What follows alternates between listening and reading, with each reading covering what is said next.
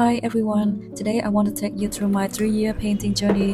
When I started, I truly began from zero. No background in art, no formal lesson, just curiosity and a deep love for painting. Everything I learned along the way has been through self-study, practice, and a lot of trial and error. My oil painting journey itself has been about 2.5 years, but in this video I'll show you the whole path, including my early acrylic period, which makes it around 3 years in total. I decided to include that acrylic phase because it was such an important foundation. Those early paintings helped me to build the basic skill and confidence I needed before stepping into oil, which later became my favorite, my true love medium. To be honest, when making this video, I felt so emotional. Looking back at my early work brought up so many memories. I'm deeply grateful that from the very beginning, even when I started from zero, I chose love and passion instead of fear. That's what kept me painting until today. And of course, I'm still on this journey, learning and exploring every single day. But to have come this far, I felt nothing but gratitude. Through these years, I've gone through many different phases and styles, and I learned so much. In this video, I try to share that journey as honestly and transparently as I can. I started my painting journey 3 years ago with acrylic because they was very simple, easy to use, and affordable for someone like me who just painted as a hobby. At the time, I was completely in love with landscape tutorials on YouTube. I remember following those step-by-step videos so eagerly, just wanting to create beautiful landscape painting like the one I saw. It was my very first painting. I found the reference on Pinterest, a little village by the Italian seaside with a path full of flowers. I used to be so upset with those roads lined with trees and flowers on both sides.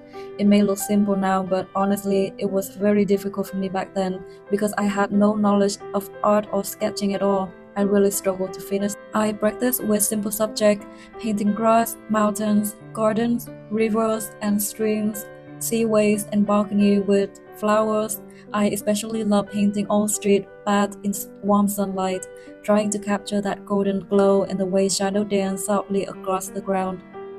Here is my first copy painting of Hoi An, ancient town. It was my first time. I didn't follow a step-by-step video, but I used a photo reference and tried to recreate as a painting by myself.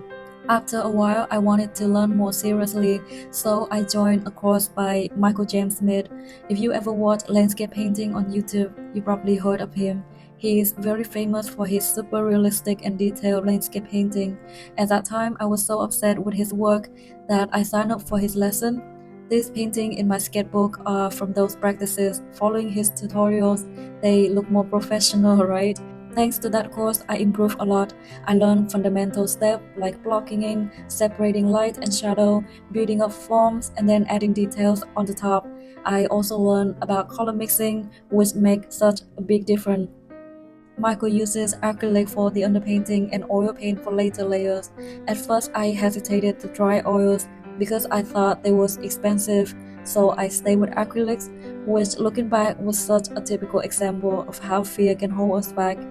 But later, because I was so curious, so I bought my first set of Van Gogh oil paint and I used them for this painting right here. This was my first painting with oils, and honestly, from the very first brushstroke, I completely fell in love. The paint felt so much smoother and rich. I cannot even describe how wonderful it was. From that moment on, I never went back to acrylic again.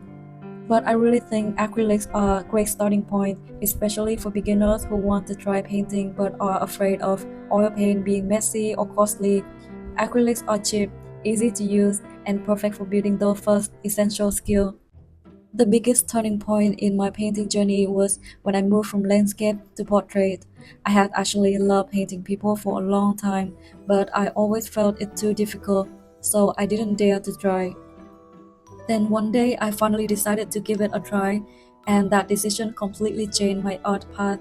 A huge part of that inspiration came from Daria Kali. Oh, I'm still so in love with her painting until now. I was totally obsessed with her portrait on YouTube. They are so beautiful and realistic, so I was so eager to follow along and paint like her. And guess what? Right after I finished my very first portrait, I fell in love completely. I knew right away that I wanted to pursue portrait painting seriously. From that day, I have never stopped painting portraits. I felt like something inside me had been quietly waiting for this, and it finally came alive. I started to practice more and more, following her YouTube videos and Patreon lesson, learning how to mix skin tones, paint faces, and understand the structure of the head. Around this time, I also decided to take art more seriously because painting people requires good sketching skill. I began to practice drawing a lot, studying anatomy, learning how to draw human body and face, and understanding muscle and forms. Looking back, it was really a challenging time. I often felt overwhelmed because there's so many things I didn't know and so many skills I lacked. I began reading a lot of books on drawing, human anatomy, and facial structure, and some method to draw human face, human feature. And honestly, it was a long process of training and study and practice a lot. If you look at my early sketches from that time, they look so funny now. My faces look just like children drawings. But I'm very thankful to my past self because even though my drawing was so bad, I never gave up. I just keep sketching and painting every day, even though I couldn't see progress day by day. But after months and years looking back, I can clearly see how much I improved. During this period, I practiced not only portrait and figure, but also line work, which I found very important. I tried to make my lines softer, more fluid, and more expressive. At the same time, I also started doing some oil painting portrait, combining my theory study with actual painting. Here is my first oil painting portrait from a reference photo. I was so proud of it. It wasn't perfect and had many flaws, but I enjoyed it so much. The feeling of painting something you truly love, that joy is indescribable.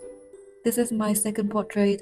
You can probably see the fairy vibe starting appear from this point. This one is a forest fairy. At the time, I absolutely adore this painting, even though now I can see the anatomy mistake, like her shoulder are way too small compared to her face, but I still feel so emotional when I look back at it.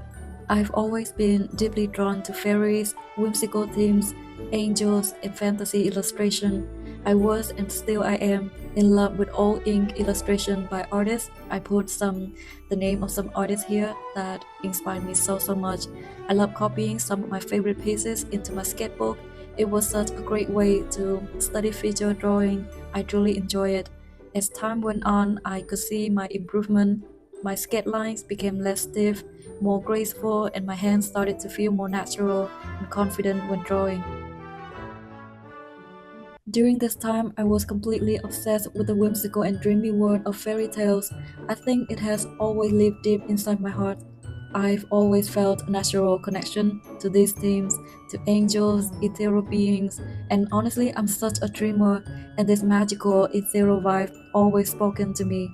This was my very first original fairy tale painting. I painted fully from my imagination.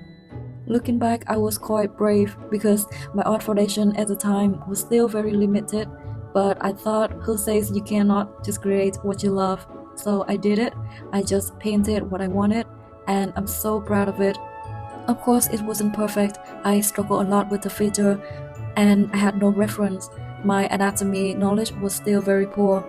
She looked a bit artwork and almost like cartoon, but still, she was my first creation, and that made me so happy. Here's another painting from that time. I wanted to capture a dreamy spring feeling with cherry blossom gently falling through the air and a geisha daydreaming in the middle. But to be honest, I really hate this painting because it didn't turn out quite right. The body proportion were off and the arms were wrong. Again, because I painted from my imagination and my art foundation at the time was very limited. I struggled with it a lot. This painting was one I poured a lot of love and expectation and effort into. I spent a lot of time on it, even though I didn't gesso the woodboard. Back then, I didn't know I need to do that. And because of that, many of my old paintings eventually became moldy from humidity, and the oil layers were too thin to fully cover the surface. At that time, I was very passionate about fairy tale illustration, and I felt this strong urge to create my own version of a story I love, The Frog Brings. You can see how much detail I put into every part. I even painted every tiny leaf. I also love adding little sparkling, magical light and make the painting feel alive and full of fairy tale charm. And here's another small fairy painting. I was deeply inspired by the Pre-Raphaelite artist, so you can see that influence in the color palette, the red hair, the rich deep green dress. This one is another fairy. I call her the Stardust Fairy, a spirit descending from the star. I painted it about 2 years ago on a very low quality panel. Again, I didn't just sew properly and didn't know how to preserve it. So over time, it became moldy and the color faded a lot. Back then, I was obsessed with these magical fairies and butterflies. I also love the night sky, painted by John Atkinson Grimshaw. So this piece was partly inspired by him. I wanted to capture a fairy landing under a starless sky, surrounded by shimmering star and butterfly. These are my oil painting on paper. At that time, my ideas were overflowing. I was very inspired by the Pre-Raphaelite style and had so many concepts I wanted to paint. Since I was still slow painting on panels and struggled quite a bit technically, so I switched to paint on paper so I could bring my idea to life more quickly. I remember this was in autumn 2023. I had only been using oil paint for about 6 months, but I already deeply in love with it. But then I found both my favorite medium and my favorite style. So most of these paintings are autumn themed. You can see the color falling leaves and the forest light. My favorite one is the girl playing a harp in the wood. It felt so me. This next painting was a small milestone for me because many people love it after I post online, and I even made my very first sale from it. It's a very fairy tale inspired piece. I imagine a muse dancing in the forest, surrounded by sparkling light. I was very inspired by the illustrator. I put her name here because I don't know how to pronounce her name. I tried to bring that same magical atmosphere into my work, those little glimmer of light swirling around as she dancing. Around spring of 2023, my painting started to carry deeper stories and emotion. I noticed that I was focusing more on the overall atmosphere and narrative, not just a single character, but the entire world around her. In this work, the human figure became smaller, just a tiny soul inside a larger landscape composition. To be honest, that made it quite difficult for me. I didn't feel as much joy while painting this because what I truly love is painting human, and here the figures were so small that I couldn't explore the expression or details I love most. This painting shows a Nordic girl with her beloved reindeer, and this one is especially personal to me. The reindeer symbolizes my passion for art during that time. Back then, no one around me, even my family, except for my friends, support my decision to pursue art. They said it was too expensive and just a waste of time. I was really heartbroken, and I remember feeling like my passion was being stopped by those words. So in this painting, I portray a reindeer bleeding, dying, and crying out in pain. It represented my silent scream. But above them, I painted the light of the aurora, symbolizing hope. Because to me, art is not something that can be killed. It lives in my soul, shining eternally. That light of passion is divine and everlasting. This painting is more cheerful. I paint a princess who running away from her castle to play freely in the forest. I really love to practice to paint animals, so I just create this painting from my imagination. Here is my portrait of Elwing from Lord of the Rings. During this period, I was still painting with traditional multi-layer oil techniques. I start with a base of lead white, the grisaille technique, and lasing transparent colors on top. I think I didn't build up enough layers, so her skin turned out to be quite pale and lifeless. Next are these tiny vintage style portraits. I was obsessed with the 19th or 16th, 17th century European aesthetic, so I often painted women in old-fashioned clothing inspired in that era. Here are also 4 miniature paintings I created to represent the 4 seasons, each muse symbolizing a different time of the year. This painting, The Little Mermaid, is truly a big milestone in my journey because it was the first time my painting was exhibited in a museum. I still remember reading an open call for exhibition in Estonia themed around European culture. The moment I saw it, I just knew this is meant for me. So I decided to illustrate this very classic fairy tale and also the one I love the most. And in this painting, I portray the mermaid in her underwater palace, gazing at the statue of her beloved prince, dreaming of one day becoming human and living above the surface. It was such a magical and meaningful project for me. Then I continued that series of fairy tale illustration with the Sleeping Beauty. I remember I painted in May 2024, more than a year ago now. Back then, I was still using the layering oil technique instead of alla prima, and I remember I worked so hard on the folds of her dress. They look a bit awkward now, since I just imagined the folds myself without any reference. But yeah, I'm still proud of the effort I put into it. I started with foundation white, building a grisaille on the painting, and then gradually glazed a lot of layers of color on top. It took me more than a month to complete this piece, and through it, I found myself reflecting a lot. I wonder if this method truly suited me. It requires so much patience and technical effort, but also seemed to take away a lot of my original joy and excitement. And after finishing this painting, I just gradually transitioned to the alla prima approach, and it felt much more natural and joyful for me. In this stage, I began to focus more on portraits again. It just simply felt easier and more enjoyable for me. I realized that I'm happiest when painting faces, and it feels much lighter when I don't have to overthink the story behind each piece. And during this time, I started learning the alla prima technique, though I was still very much a beginner at it, while still keeping my signature fairy tale themes. In this time, I also began paying more attention to lighting in my paintings, learning how to bring more sunlight and learning about the light source, how it play in every scene to make the painting feel more vivid.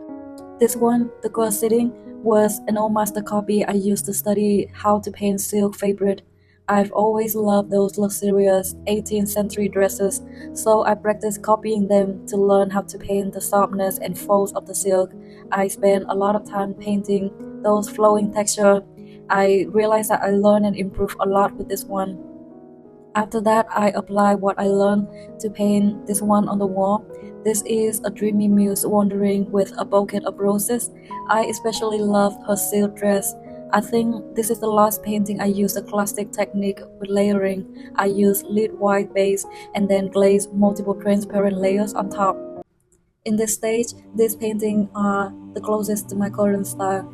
This is a creation from my imagination. I paint a wistful muse at sunset.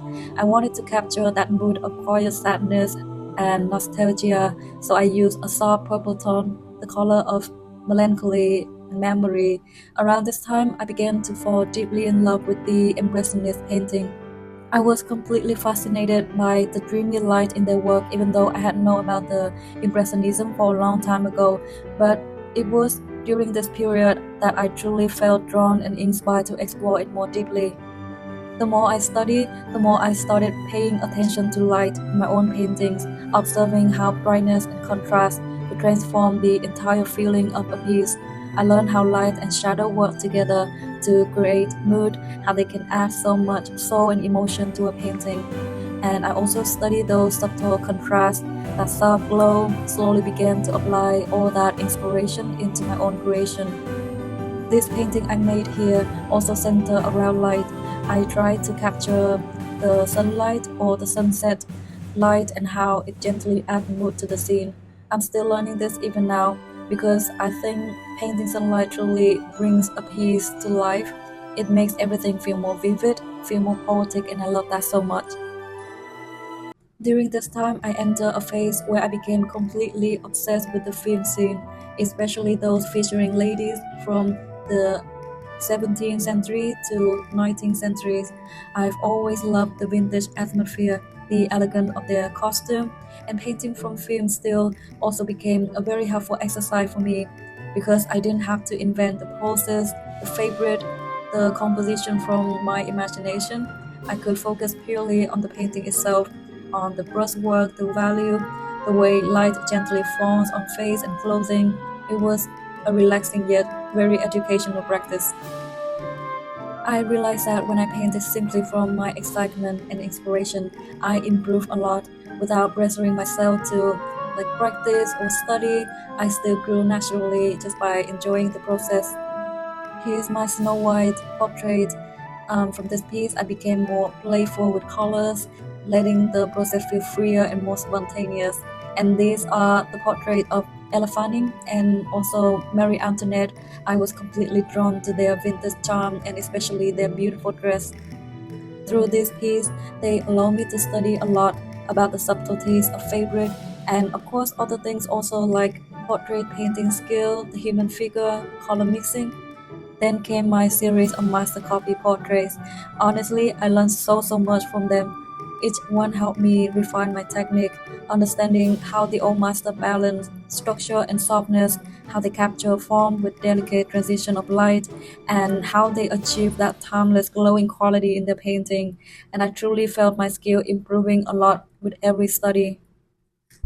And finally, we come to my most recent stage and the style I still love painting today. By this time, I had fully switched to alla prima painting and still keep learning to improve every day until now.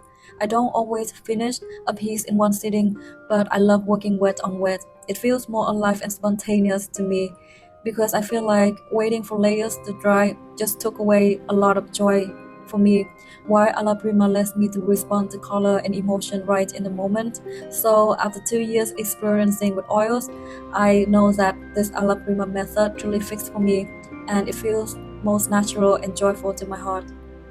My style continued to be deeply inspired by the Pre-Raphaelite artists. Forgive me if I just mention them too much because I'm truly obsessed with them. Their ethereal beauty and storytelling still influence me endlessly. But beyond technique, this stage also been about mindset. I've learned to paint with more patience, more acceptance, and to flow with each brushstroke rather than control it.